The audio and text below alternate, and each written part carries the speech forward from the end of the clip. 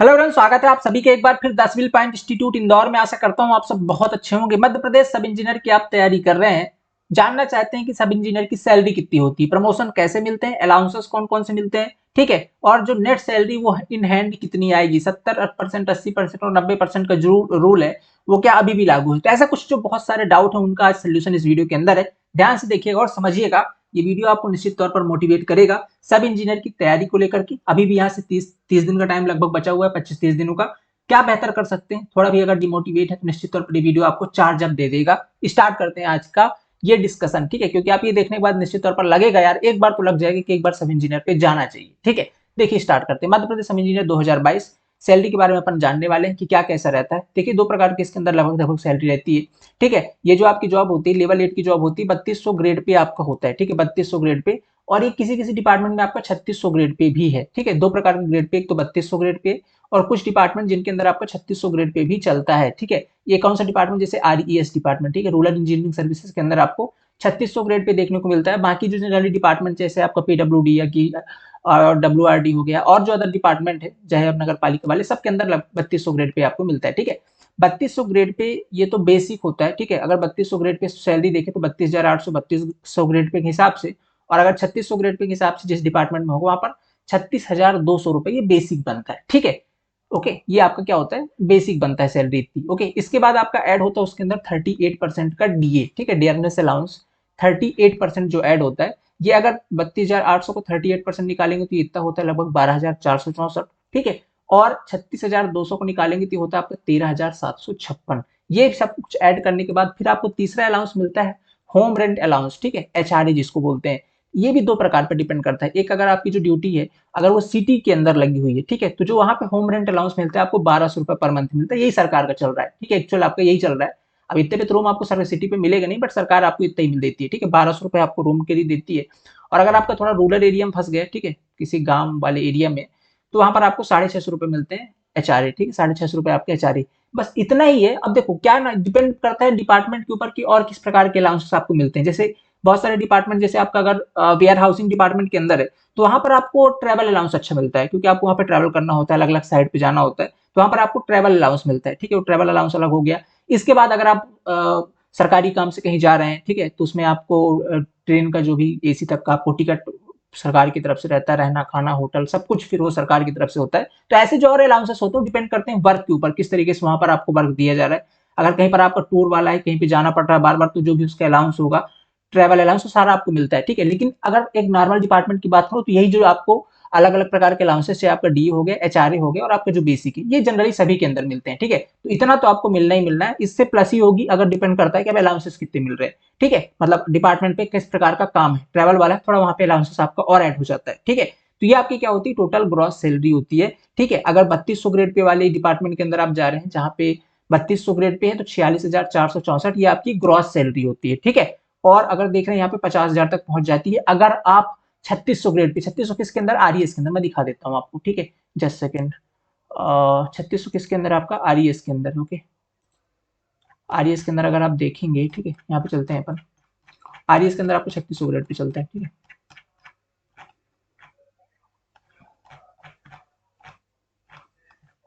देखो सभी के अंदर लगभग लगभग आपको 32,000 दिख रहा है, ठीक है। ये कार्यालय सतपूर्णा भवन है तो, ठीक है। ये लोक निर्माण पीडब्ल्यूडी के अंदर देखो 32,800, 3200 ग्रेड पे वाला ही है, ठीक है।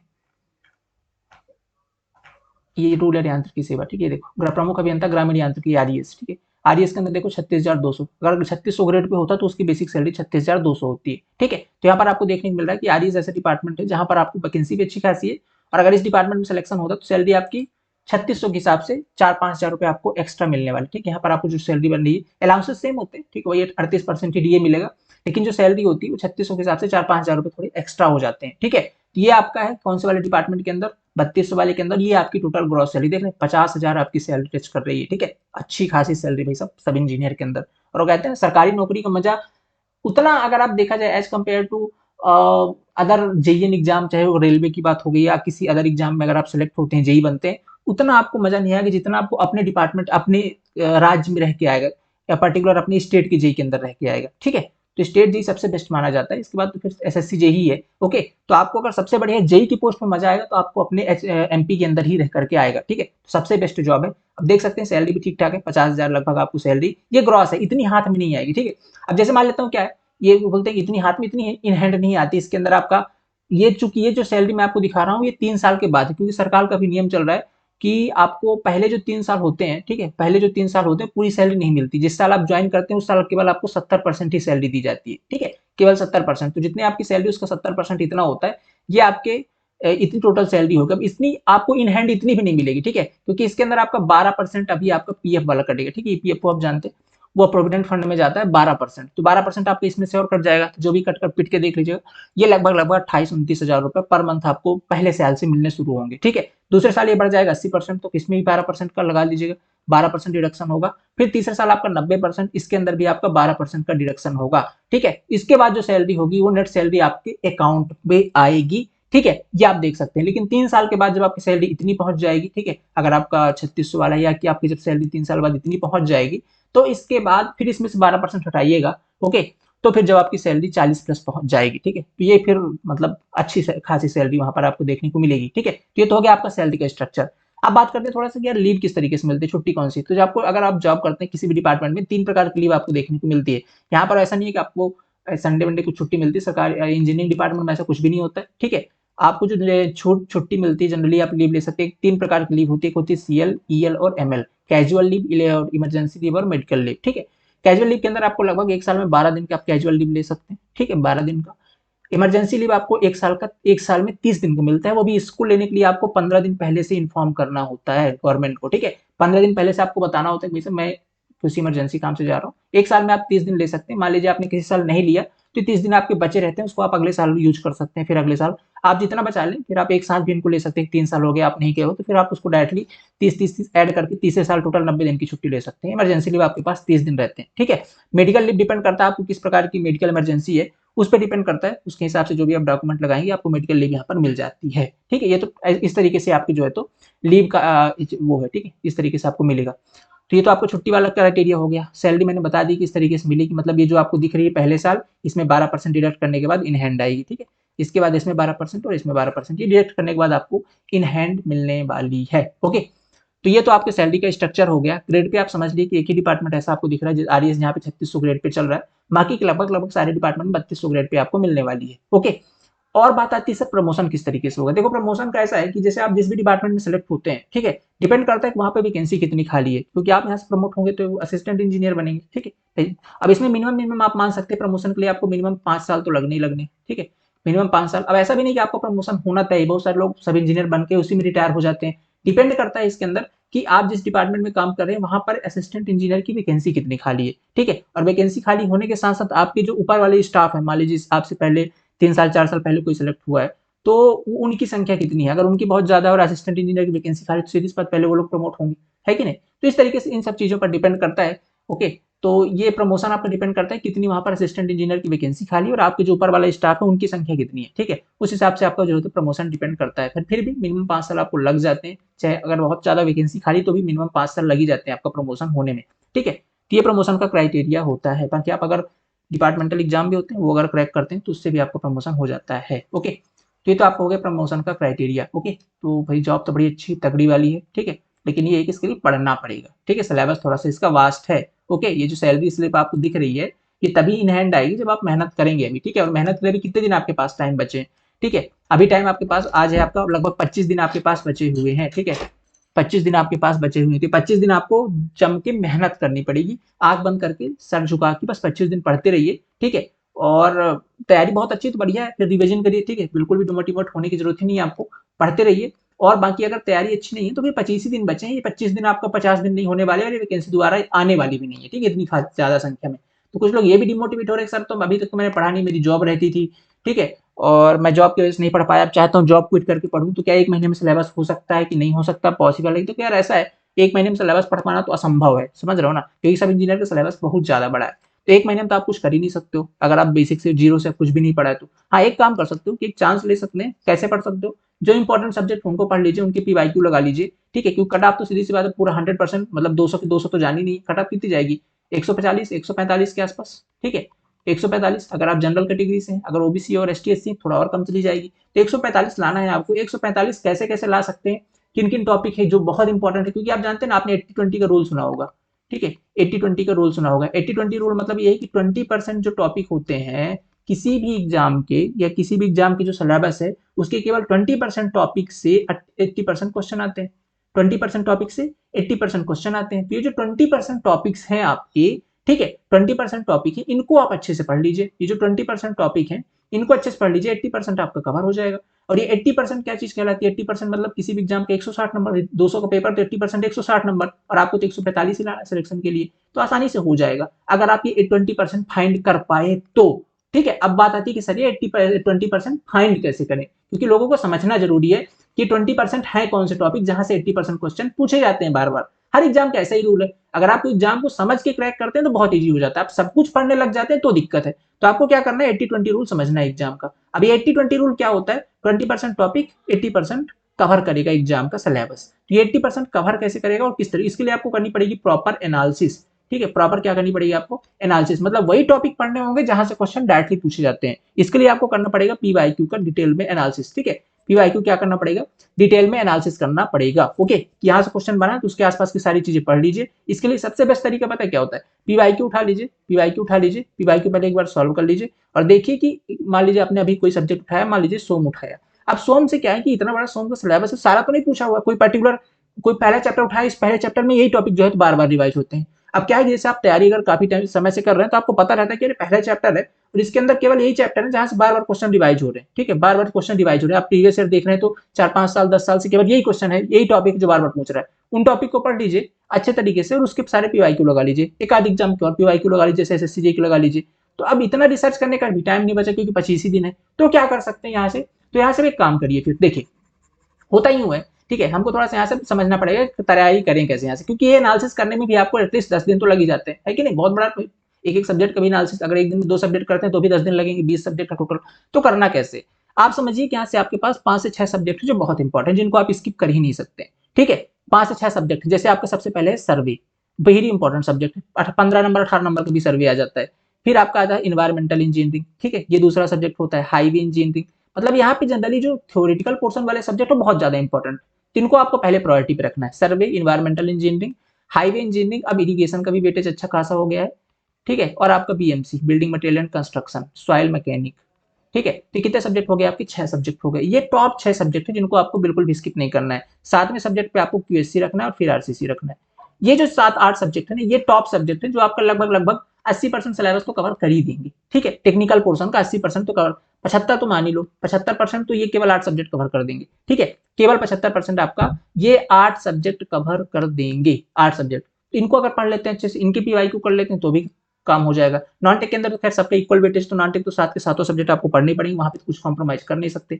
ठीक है, अब इनके अंदर भी सारा कुछ ना पढ़ करके, क्योंकि ये भी बहुत बड़े बड़े सब्जेक्ट हैं, तो क्या कर सकते हैं, क्योंकि अब सारा कुछ पढ़ लेना से ज्यादा इंपॉर्टेंट है कि क्या छोड़ देना, क्योंकि इस टाइम पे डाटा आपको याद रखना बहुत ज्यादा जरूरी है। उतना जितना कम से कम पढ़ेंगे और उसको जितनी बार पढ़ेंगे वो ज्यादा इंपॉर्टेंट है। अब इनके अंदर थोड़ा एनालिसिस कर सकते हैं, जैसे सर्वे पढ़ना शुरू किया है। अब सर्वे के अंदर देखिए कि कौन कौन से टॉपिक है जो बार बार पूछे जा रहे हैं। ठीक है, कहाँ कहाँ से क्वेश्चन जो बार बार पूछे जा रहे हैं, उन टॉपिक को पढ़िए और उनके छोटे छोटे अपने नोट्स बना लीजिए। ठीक है, जो टॉपिक मान लो पहले चैप्टर पढ़ रहे हैं, पहले चैप्टर में इरर पूछा जा रहा है, उसको पढ़िए, उसके नोट्स बना लीजिए, उसके पीवाईक्यू कर लीजिए जाके। ठीक है, पीवाईक्यू सारे करने हैं, वो कर लिया, इसके बाद उसको रिवाइज करना है। सेम चीज आप इन्वायरमेंटल इंजीनियरिंग कर लीजिए, हाईवे कैसे कर लीजिए, सारे सब्जेक्ट में ऐसे ही पढ़िए, इनके एनालिसिस कर लीजिए। तो आपके नंबर आप सब्जेक्ट्स कम हो गए हैं, इनके एनालिसिस आपने कर लिया है। और मैक्सिमम से मैक्सिमम फोकस करिएगा प्रैक्टिस के अंदर।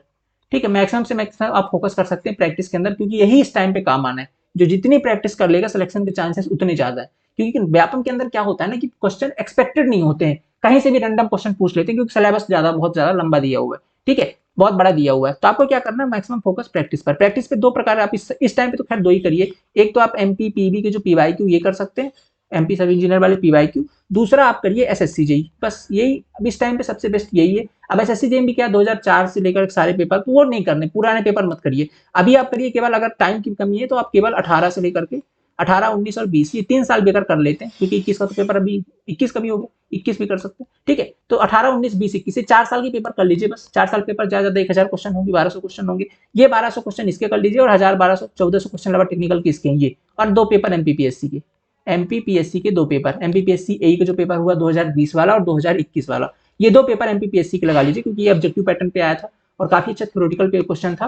तो ये आपका सब इंजीनियरिंग में क्वेश्चन डायरेक्टली देखने को मिलेंगे एमपीपीएससी एई वाले पार्ट से। तो ये वाला आप लगा लीजिए, बस इससे इतना कितने क्वेश्चन होंगे, लगभग देखा जाए तो 3000 क्वेश्चन के आसपास होंगे, 3000 भी नहीं होंगे, 2800 क्वेश्चन आसपास होंगे। ये क्वेश्चन आपको लगाने केवल टेक्निकल पोर्शन, बस इतना ही करना है। इसके बाद जो आप शॉर्ट नोट्स बना रहे हैं, इन क्वेश्चन को जब आप लगाएंगे तो ऐसे बहुत सारे क्वेश्चन होंगे जिन पे आपको डाउट आएगा, वो क्वेश्चन नहीं बन रहे होंगे, उनको नोट करिए, उनको बार बार प्रैक्टिस करिए, यही पॉसिबल है बस, ठीक है। तो अपने सब्जेक्ट सीमित करिए और सब्जेक्ट के अंदर क्या कंटेंट है, क्योंकि पूरा सब्जेक्ट भी नहीं पढ़ना, अब तो बहुत ही कम टाइम बचा हुआ, तो पूरा सब्जेक्ट भी नहीं पढ़ना, क्रैश कोर्स टाइप का पढ़िए और फोकस करिए कि ये ज्यादा लगाएं। ये अगर ये 2-3 बार लगा ले, पीवाई की 2-3 बार लगा पाए तो बेहतर होगा। ये आप जरूर फोकस करिए। टेक्निकल के लिए हो गया। नॉन टेक के लिए क्या कर सकते हैं, नॉन टेक के लिए भाई 7 सब्जेक्ट है आपके पास। अब 7 सब्जेक्ट के अंदर भी एनालिसिस ही करना पड़ेगा पहले, ठीक है। एनालिसिस करने के लिए आपको क्या होगा, एनालिसिस करिए पहले जाकर के, और एनालिसिस करने के बाद एनालिसिस भी नहीं करना आपको, हम प्रोवाइड कर देंगे उसकी पीडीएफ, किस चैप्टर्स कितने क्वेश्चन आते हैं, उसमें टाइम वेस्ट आपको नहीं करना, ठीक है। एनालिसिस करने के बाद आपको क्या करना है, नेक्स्ट उनकी वीडियोस देखिए पहले। वीडियो भी नहीं देखना तो आप एक काम कर सकते हैं, देखिए सबसे पहले तो इनके पीवाईक्यू देखिए किस तरीके के क्वेश्चन पूछे हुए हैं। पीवाईक्यू देखने के बाद अगला स्टेप लगाइए कि जैसे आप मान लीजिए हिंदी पढ़ रहे हैं, हिंदी सबसे आती है जनरली क्योंकि ईजी होती है, ठीक है। तो जो सब्जेक्ट आपके आते हैं उनको उतना फोकस ना करिए। जैसे मैथमेटिक्स से प्रैक्टिस मांगते हैं, 30-30 मिनट फिक्स कर लीजिए, 45 मिनट फिक्स कर लीजिए। मतलब दिन के अगर आप 8 घंटे पढ़ रहे हैं या कि 9 घंटे पढ़ रहे हैं, तो 9 घंटे में 4 घंटे टेक को दीजिए, या 5 घंटे टेक को, 4.5-4 घंटे, इस तरीके से डिवाइड कर दीजिए। अपने जो सब्जेक्ट प्रैक्टिस मांगते हैं, जैसे रीजनिंग हो गई और मैथ, ठीक है, ये रीजनिंग और मैथ आपका क्या है, प्रैक्टिस वाले सब्जेक्ट है। इनको प्रैक्टिस पर डाल दीजिए 45-45 मिनट डेली के, अलग अलग प्रकार के क्वेश्चन करिए जैसे पूछे गए, 45 मिनट डेली फिक्स कर दीजिए। और बाकी जो बच गए आपके नॉन टेक्निकल, जैसे साइंस वाला पोर्शन है, साइंस क्योंकि इंजीनियरिंग में बहुत सारी साइंस पढ़ी होती है, कुछ ऐसे टॉपिक होते हैं जो नहीं बनते हैं हमसे, पीवाईक्यू देखेंगे समझ में आ जाएगा, उन क्वेश्चन को पढ़िए, उनके शॉर्ट नोट्स बना लीजिए। इसके बाद, ठीक है, ये तो हो गया 3 सब्जेक्ट, कंप्यूटर और इंग्लिश। ये कंप्यूटर हमने पढ़ा नहीं होता क्योंकि हमने इंजीनियरिंग में कंप्यूटर उतना नहीं पढ़ा, फर्स्ट ईयर में पढ़ा था, उतना ध्यान से नहीं पढ़ा। तो एक काम कर सकते हैं, कंप्यूटर तो अच्छे से पढ़ना पड़ेगा क्योंकि कंप्यूटर से बहुत सारे रैंडम क्वेश्चन भी पूछते हैं, तो फोकस करना है, कंप्यूटर पढ़ लें अच्छे से, और इंग्लिश वाला पोर्शन। अब इंग्लिश मीडियम से होंगे तो इंग्लिश स्ट्रांग ही होगी, इसमें कोई दिक्कत जाएगी नहीं, जनरली इसमें भी इजी वाला ग्रामर आता है। ये 2 सब्जेक्ट आपको पढ़ने पड़ेंगे नॉन टेक के अंदर। एमपीजी के तो ऐसा है कि वो मतलब बहुत ही ज्यादा डीप है, इसमें आप पढ़ लीजिए कि क्या क्या इस कुछ इंपॉर्टेंट टॉपिक होते हैं, जैसे स्पोर्ट्स हो गया, यहाँ से क्वेश्चन आते हैं, ठीक है। फोर्ट हो गए एमपी के अंदर जो होते हैं, ठीक है। मेले वाले हो गए कि मेले से क्वेश्चन आते हैं आपका, और अवार्ड हो गए, ठीक है। तो ऐसे जो हार्ड टॉपिक है, इन टॉपिक को पढ़िए, इनके नोट्स बना लीजिए, ठीक है। करंट में आ जाएंगे वैसे सारे टॉपिक, पर इनके जो इंपॉर्टेंट है, जहां से डायरेक्टली क्वेश्चन पूछते हैं, इनके नोट्स बना लीजिए। इसके बाद अब बच क्या गया आपका नॉन टेक के अंदर, और हिंदी हो गई, इंग्लिश हो गई, मैथ हो गया, रीजनिंग हो गया, और आपका एमपीजी की हो गया, कंप्यूटर हो गई, ठीक है। एक आध सब्जेक्ट और जो बच गए उनको देख लीजिए। ऐसे करके आप टाइम निकाल सकते हैं। मैं सिर्फ ये बताने का मोटिव पता है क्या है मेरा, ठीक है, इस वीडियो को मैं बनाने का मोटिव क्या है, ये जो सैलरी स्ट्रक्चर मैं आपको दिखा रहा हूँ, ये क्या मोटिवेट करने का मोड है मेरा, ठीक है। मतलब मैं आपको चाहता हूँ कि आप भी मोटिवेट हो जाओ और पढ़ाई पे लग जाओ, क्योंकि बहुत सारे लोग अभी कल मैसेज कर, सर पेपर होगा कि नहीं होगा, लोग तो इसी चीज से बहुत ज्यादा कंफ्यूजन, सर पेपर फिर से भी पोस्टपोन नहीं होगा, ठीक है, क्योंकि थोड़ा सा इतनी बार पढ़ चुके हैं, जो लोग पढ़ चुके हैं उनकी बात कर रहा हूँ, ठीक है। और जो लोग मैसेज करते हैं कि सर ये मेरे से हो पाएगा नहीं क्योंकि मैं जॉब क्विट कर रहा हूँ अभी और टाइम बहुत कम बचा हुआ, तो मैं कैसे पढ़ूँ, थोड़ी सी स्ट्रेटजी एक डिस्कस कर दीजिए कम टाइम के अंदर। तो आप ये सारी चीजें कवर कर सकते हैं, ये जो आपको मैंने बता दिए लास्ट टाइम पे, ठीक है। और पेपर तो अब तय ही है, लगभग 6 नवंबर को ही होगा। अब देखते हैं क्या आगे प्रोसीड होता है नहीं होता, कोई बह जाए तो बचे नहीं, क्योंकि बहुत सारे एग्जाम है। अभी आपने देखा मेडिकल की वैकेंसी है, उसका भी एग्जाम नवंबर में रखा उन्होंने, है ना। और अभी 12 अक्टूबर वाला एग्जाम था समूह उसका विकास अधिकारी वाला, वो भी 4 नवंबर को कर दिए, तो एग्जाम पोस्टपोन हुआ है। तो इसका मतलब है नवंबर में तो एग्जाम लेने का मूड है पूरा पूरा व्यापम का, ओके। तो अगर एग्जाम होता है नवंबर में तो आपको एकदम कमर कस रहना है, 25 दिन आपके पास बचे हैं, ठीक है। और अगर आप यहाँ से ये सोचेंगे यार 25 दिन में इतना सिलेबस कैसे कवर करेंगे, तो मैंने बता दिया भाई ऐसे कवर कर सकते हो, क्योंकि ये 25 दिन ही हाथ में है, और 2-3 बार वैकेंसी बढ़ गई तो गलती पूरी पूरी आपकी होगी अगर तैयारी नहीं करी है तो, ठीक है। तो 25 दिन ही हाथ में, और 25 बढ़ के 50 नहीं होंगे, और ये वैकेंसी 2000 दोबारा कभी नहीं आएगी। तो मुद्दे के बाद ये समझिए कि करो और मारो की स्थिति है। पढ़ लीजिए, मेहनत कर लेंगे तो 25 दिन भी बहुत है, नहीं करेंगे तो 5 साल मिले थे आपको, इतने दिन से वैकेंसी नहीं आ रही, तो ये 18 में आई थी, 22 में 4 साल तो मिले थे, तब भी नहीं पढ़ पाए। तो नहीं करना हो तो 4 साल भी मिल जाए तो भी नहीं करना, करना होगा तो 25 दिन में भी देखिए बहुत सारे लोग होंगे जो ये सब 80-20 रूल लगा करके रिविजन करके निकालेंगे एग्जाम, ठीक है। तो बस अपने ऊपर भरोसा रखिए, कॉन्फिडेंस रखिए, दिन के 8 घंटे 9 घंटे 10 घंटे जितना पढ़ सकते हैं, सुबह शाम उठिए, बस पढ़ाई पर डूब जाइए 25 दिन तक, ठीक है। और ऐसे ही थोड़ा सा स्मार्ट स्टडी करिएगा, एनालिसिस करके कहाँ से क्वेश्चन पूछ रहे हैं उनके आसपास के सारे क्वेश्चन लगाइए, जितना हो सके प्रैक्टिस पर फोकस करिए, एग्जाम निकल जाएगा, सीधी सी बात। क्योंकि वैकेंसी ज्यादा है और अपन जो एक्सपेक्ट कर रहे हैं 145 के आसपास कर रहा है, आप निश्चित तौर पर इससे थोड़ा सा कम ही देखने को मिलेगा। 145-50 अपन एक्सपेक्ट कर रहे हैं कि अगर पेपर का लेवल अच्छा आ रहा है तो इतना जाएगा, 145-150 के आसपास, ठीक है। अगर थोड़ा सा और पेपर वैसे आ जाता है तो निश्चित तौर पर थोड़ा और अगर पेपर का लेवल हाई होता है तो निश्चित तौर पर कट ऑफ डिक्रीज हो जाएगी। ठीक है, तो मतलब आपको इतना रखना है, 150 तक पहुंचना है, जो कि बहुत ज्यादा बड़ी बात नहीं है इस बार पहुंचना। ठीक है, तो आप ये कर सकते हैं, जो जो चीजें बता दी बगैर एनालिसिस तरीके से पढ़िए। और अगर आपको किसी प्रकार का कंटेंट चाहिए, ठीक है, देखिए क्या है, बहुत सारे लोग बोले सर आपकी फीस ज्यादा है। हमने एक काम किया आपकी, क्योंकि फिर अभी पेपर आपका 1 महीने बचा हुआ है, ठीक है, हमने क्या किया उस 1 महीने के लिए, मतलब अभी जो कि पेपर 1 महीने हो सकता है थोड़ा सा एक्सटेंड भी हो जाए, हो तो आपको ही प्रॉफिट होगा। तो हमारा जो एक स्वाभिमान बैच था, इसकी फीस पहले थी 5000। तो हमने क्या किया इसके अंदर अभी एक ऑफर लगा करके 1-2 दिन के लिए, क्योंकि अभी कल से बहुत सारे लोग फोन कर रहे हैं कि सर अभी क्या ना हम लोग आपके ऑफर देख नहीं पाए। और दूसरी चीज ये कि ऑफर तो देख लिया, लेकिन दिक्कत ये कि हम लोग अभी जॉब वगैरह क्विट कर रहे हैं, अभी तैयारी स्टार्ट करना चाहते हैं, तो हमको कुछ 1-2 महीने का दे दीजिए, 1-2 महीने के अंदर हम लोग को कंटेंट मिल जाए, क्योंकि हमको साल भर का नहीं चाहिए, हम लोग जॉब करने वाले आदमी है। ठीक है, हमको साल भर तैयारी नहीं करनी होती, वैकेंसी आई इसलिए हम लोग अभी तैयारी कर रहे हैं। ठीक है, तो ऐसे अगर आपकी केस बन रहे, आपको अभी 1-2 महीने के लिए चाहिए, तो हम लोगों ने क्या किया, स्वाभिमान बैच की वैलिडिटी 3 महीने कर दी है। ठीक है, मतलब 3 महीने कर दिए, 3 महीने तक, या कि ऐसा कह सकते हैं कि सब इंजीनियर का जब तक एग्जाम नहीं होगा, ठीक है, सब इंजीनियर का एग्जाम 3 महीने के अंदर हो ही जाएगा, नहीं होगा तो हम इसकी वैलिडिटी बढ़ा देंगे आपके लिए। ठीक है, कि जब तक एग्जाम नहीं होता तब तक अगर कोई डाउट आता तो आप लेक्चर रहेंगे आपके पास 3 महीने तक के लिए। अभी जब आपके पास टाइम है, तो जब तक आपका सब इंजीनियर का एग्जाम नहीं होता है, स्वाभिमान बैच की फीस हमने कितनी कर दी है, 5000 से कम करके पूरी की पूरी 80% डिस्काउंट हम 999 रुपए रखी हुई है ऑफर के अंदर। इसमें कुछ सीटें फिक्स है, ठीक है, कुछ सीटें फिक्स है, तो 999 रुपए कर दी है। तो अगर आपको चाहिए, आप चाहते हैं कि लास्ट टाइम मिल जाए, तो 999 रुपए में आपको कंप्लीट कंटेंट मिल जाएगा, लेकिन आपको पूरा भी नहीं पढ़ना, क्योंकि इसके अंदर बहुत सारे सब्जेक्ट देंगे अपन, तो भाई अपना काम ही सारे सब्जेक्ट अपने को देने हैं आपको। ठीक है, तो सारे सब्जेक्ट मिलेंगे आपको, पढ़ना कैसे, जैसे मैंने यहाँ पास स्ट्रेटजी लगाई है, यहाँ पास कंटेंट कैसे ढूंढना है, जैसे सर्वे पढ़ लिया, ये सारे ये टॉपिक पढ़ लिए और नॉन टेक पढ़ लिया, इसमें भी थोड़ा छाट के पढ़ लिया, एनालिसिस करके पढ़ लिया। तो आपको ये काम करना है, आपको पूरा नहीं पढ़ना है यहाँ पे। ठीक है, थोड़ा अपना भी दिमाग लगाना है, क्योंकि आपको अपना टाइम बचाना है ना।